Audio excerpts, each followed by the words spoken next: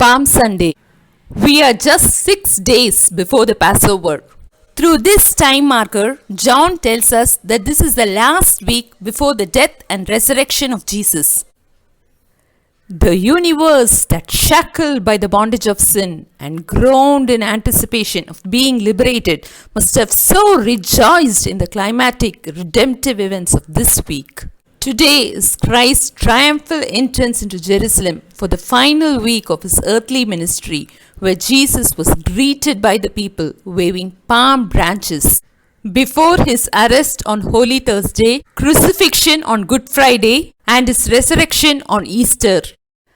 The Holy Week or Passion Week is the greatest week of Earth's history since creation. The Passion of Jesus was regarded so important by all the four Gospel writers that Matthew used 33% of his Gospel to cover this week, Mark nearly 40%, Luke over 25%, and John gave 50% to these 7 days of Jesus' entire life. It is significant because of the exactness of the prophetic fulfillment. This reminds us and encourages us of God's incredible plans contained in His Word. The first day of the Holy Week is traditionally commemorated as Palm Sunday. This was the only public demonstration that Jesus allowed during His earthly ministry.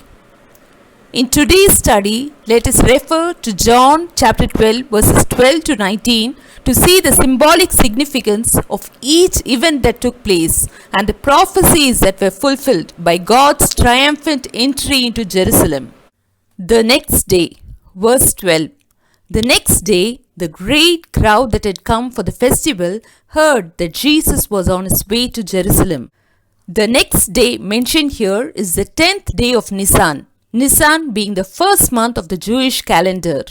This exact date, the 10th of Nisan in AD 33 of the entry of Jesus into Jerusalem is pinpointed with amazing accuracy in Daniel chapter 9 verses 23 to 27. This was one of the greatest prophetic moments in the redemption history. Daniel prophesied in Daniel 9:25. Know and understand this. From the time the word goes out to restore and rebuild Jerusalem until the Anointed One, the ruler, comes, there will be 7 sevens and 62 sevens. That is 483 biblical years. Jerusalem was rebuilt and its walls were restored in March 14, 445 BC by Nehemiah during the reign of King Artaxerxes, the Persian monarch.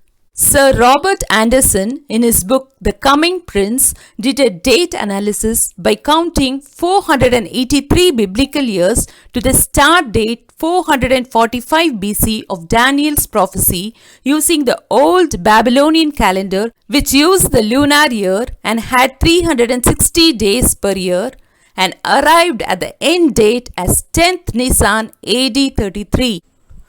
Wow!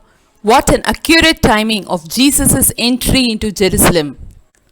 Jesus came on the very day and hour God had appointed and foreordained from eternity for his presentation to the nation as God's Passover lamb.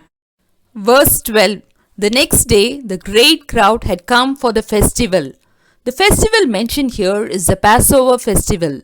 The traditional Passover festival, called Pesach in Hebrew, is a spring festival which begins on the night of the 14th day of Nisan, typically on a full moon after the northern vernal equinox, Numbers 9:1-3. On that day, the Jews eat the roasted meat of the Passover lamb along with bitter herbs, maror, and the bread made without yeast, matzah. The festival then continues for 7 days. According to the story of the Passover, Exodus chapter 12, the Jews marked their doorposts with the blood of an unblemished lamb, and this sign spared them from destruction. God wanted this momentous event of salvation to the Israelites to be celebrated for generations to come. This is the Passover festival, an annual reminder to commemorate the liberation from Egyptian bondage. This festival declares that on the other side of slavery is our freedom, and on the other side of death is our resurrection. So each year on 10th Nisan, an innocent, unblemished Passover lamb is chosen by each Jew for his family as a human substitute for sacrifice. Jewish law required that the Passover lamb be examined for blemishes and taken care by the family for at least 3 days before it is sacrificed at the twilight of 14th Nisan for the Passover meal on 15th Nisan. At this time, when a great number of Passover lambs were brought into Jerusalem to be sacrificed for the sins of the Jewish nation in the temple courts, it is heartbreaking to see Jesus, the unblemished Lamb of God, also riding into Jerusalem from Bethany on a donkey to be sacrificed for the sins of the whole world. Hebrews 4:15, Galatians 4:5. Jesus did not enter Jerusalem to celebrate the Passover, but to become our Passover lamb. The twilight of 14th Nisan, when the Passover lamb was slain, is the exact time when Jesus, our Passover lamb, was crucified. Apostle Paul in 1 Corinthians 5:7 plainly says, Christ, our Passover lamb, has been sacrificed. And in Revelation 5:6, John the Apostle sees Jesus as a lamb looking as if it had been slain. Since the Passover lamb was sacrificed for the sins of the whole world, the Passover cannot be fulfilled until all the people of the world are reached and the ransomed are gathered in and the kingdom of God is established. That is why Jesus said in Luke 22:16 that the Passover will one day be fulfilled in the kingdom of God. Yes, Jesus' second coming will be an eschatological replay of the Passover that we now celebrate. The future redemption will mirror the redemption of the past. The great crowd, verse 12. The great crowd was the direct result of the manifestation of enthusiasm occasioned by the raising of Lazarus. John chapter 12 verse 17. It also comprised of pilgrims who had come for the annual Passover celebration, Jesus' disciples and the Jewish leaders. It seems that Jesus was more appealing to this crowd than the festival for which they had come. They expected something more than their religion could offer and started following him. The great crowd followed Jesus from Bethany to Jerusalem via the Mount of Olives. According to the geography, the distance from Bethany to the Mount of Olives is 20 kilometers and the distance from the Mount of Olives to Jerusalem was 3 kilometers. Since such a great crowd had followed Jesus, the leaders expected a crowded Passover. History says that King Herod Agrippa, king of Judea, seeing the great crowd, wanted to know the count of the multitude which were in Jerusalem. So he said to the priests, "Lay by me 1 kidney of every Passover lamb." They laid by him 600,000 pairs of kidneys. And they said that there was no more Passover lamb to be slain for few more people. 600,000 pairs corresponds to 1,200,000 people/families who were gathered, which was double the number of those who came out of Egypt. Exodus 12:37. But there was no more lamb for some people. It is heartrending and agonizing to see that at this critical moment, Jesus makes his public entrance into Jerusalem like a lamb led to the slaughter and as a silent lamb before its shearers, set apart to be sacrificed for us. Isaiah 53:7. The great crowd is a resemblance to the great multitude which John saw before the throne and before the Lamb. They are those who have come out of great tribulation, won over sin, and have washed their robes and made them white in the blood of the Lamb. Revelation 7:9. Palm branches, verse 13. They took palm branches and went out to meet him. Why palm branches? Let me tell you its importance in Israel. 1. Solomon had palm branches carved into the walls and doors of the temple. 2. The carrying of palm branches was part of the national celebrations in Israel. 3.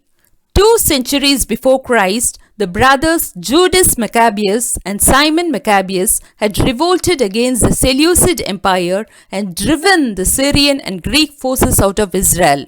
Their victory was celebrated with music and the waving of palm branches. Palm branches had also been prominent at the rededication of the temple in 164 BC. They appear on the coins that the Jewish nationalists minted during the first and second revolts against Rome.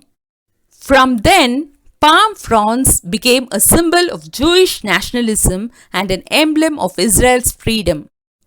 Palm branches symbolized goodness, prosperity, peace, victory, blessing from God, and was a token of gladness and rejoicing. Psalm 92:12 says that the righteous flourish like the palm tree. The Bible uses the palm tree as a symbol of righteousness. In due course, palm became the national symbol of Israel. In the 1st century BC, Jerusalem was conquered by Rome. So the brutally oppressed Jews desperately wanted a king like David or like the Maccabean brothers.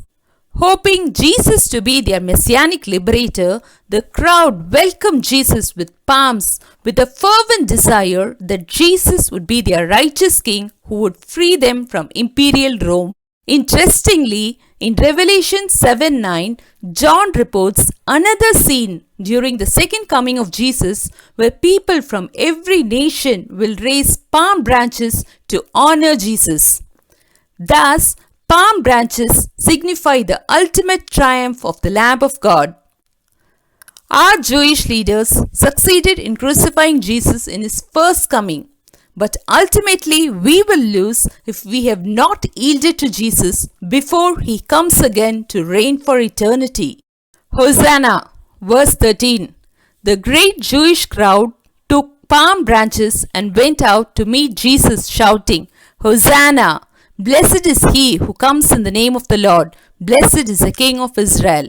The Hebrew Bible reports that Jehu, son of Jehoshaphat, was treated this way when the people shouted, Jehu is king, to escort him into the city.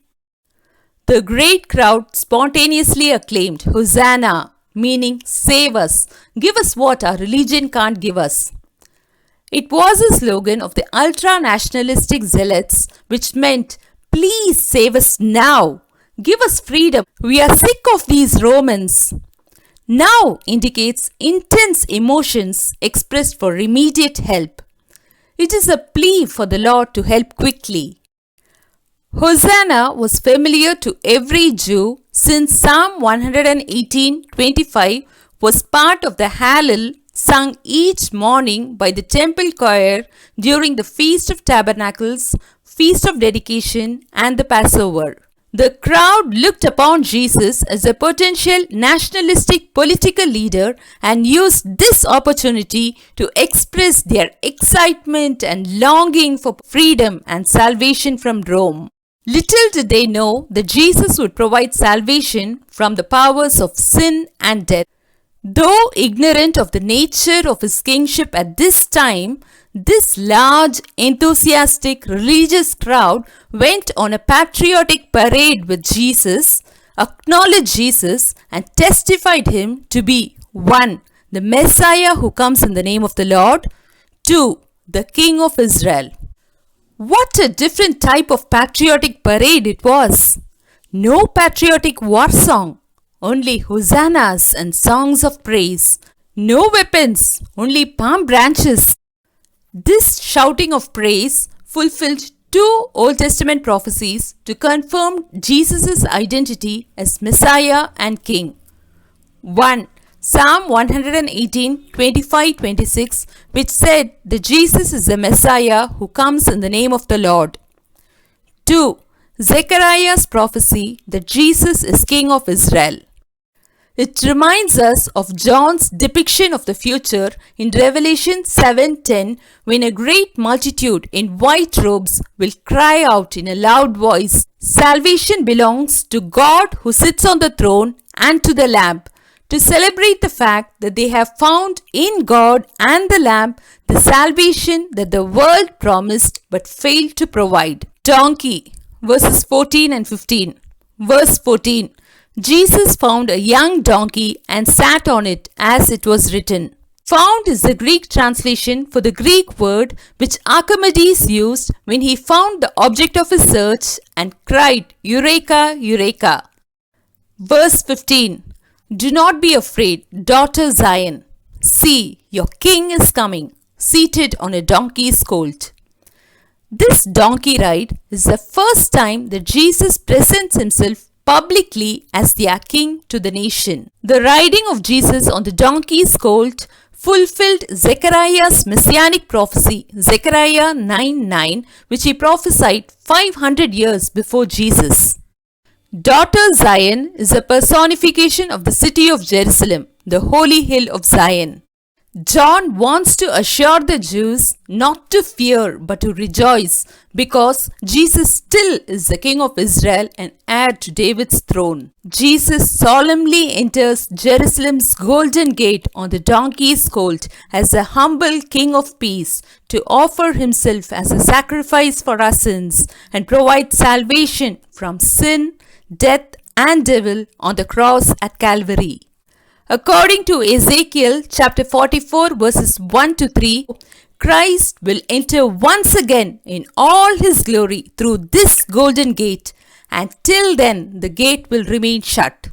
Surprisingly, in 1541, Ottoman Sultan Suleiman the Magnificent sealed off the golden gate to prevent a false Messiah or Antichrist coming through the entrance. But in the second coming of Christ, the golden gate will be opened, Ezekiel 46:12, and the Messiah will come on a white horse to judge and to make war, Revelation 19:11. He will ride on his battle horse, holding a bow and wearing a crown as a conquering and a war-waging king. Palm Sunday is a reminder of welcoming Jesus into our lives. The God who engineered the donkey and engineered the exact dates will surely take care of us. Jesus' control of all the events to synchronize with his Father's timetable assures us that Jesus is worthy to be trusted and followed. He was a willing sufferer who voluntarily accepted and delighted to execute the will of God in order to procure redemption for mankind. So Jesus is the rightful King over our heart and life. As we eagerly await the second coming of Jesus, let us willingly surrender to Jesus, proclaim about his wondrous works just as a great crowd did, and bring many souls into the fold of Christ. Let us adore, honor and submit to this rightful King who comes in the name of the Lord, King of kings and Lord of lords, who is enthroned with dignity and honor.